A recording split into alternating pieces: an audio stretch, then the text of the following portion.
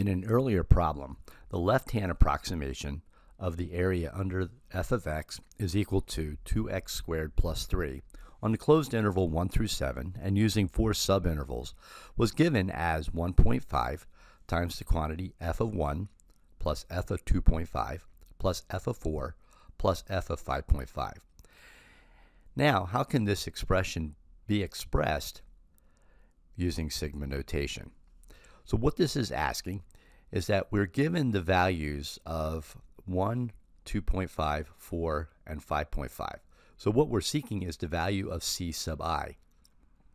How do we generate or relate these values to 1, 2, 3, and 4, the number of rectangles? So in table form, when I is equal to 1, that's the number of the rectangle, the first rectangle. We want the value of the x-axis to be 1. The second rectangle, we want the value on the x-axis or the width to be 2.5 and so on.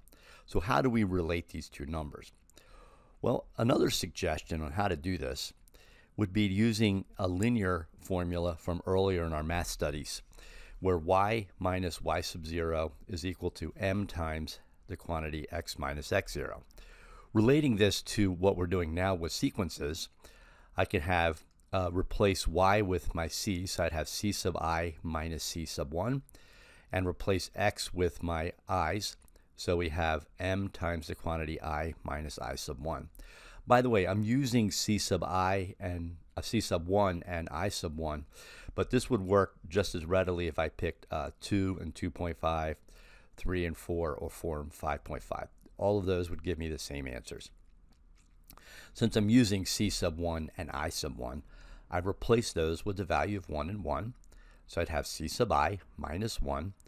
My change, my delta x, or my slope would be 1.5, since each one is increasing by 1.5.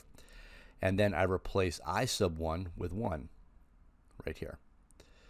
Simplifying this gives us c sub I is equal to 1.5i minus 0.5.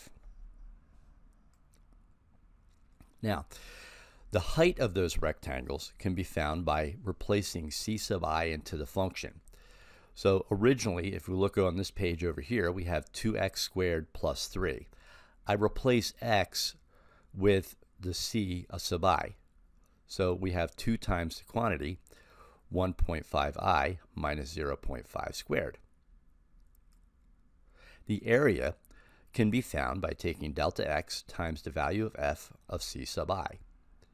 Delta x was 1.5, and our f of c of sub I is this expression right here.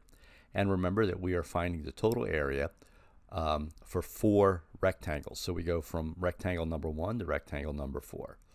So the correct answer for our expression is A.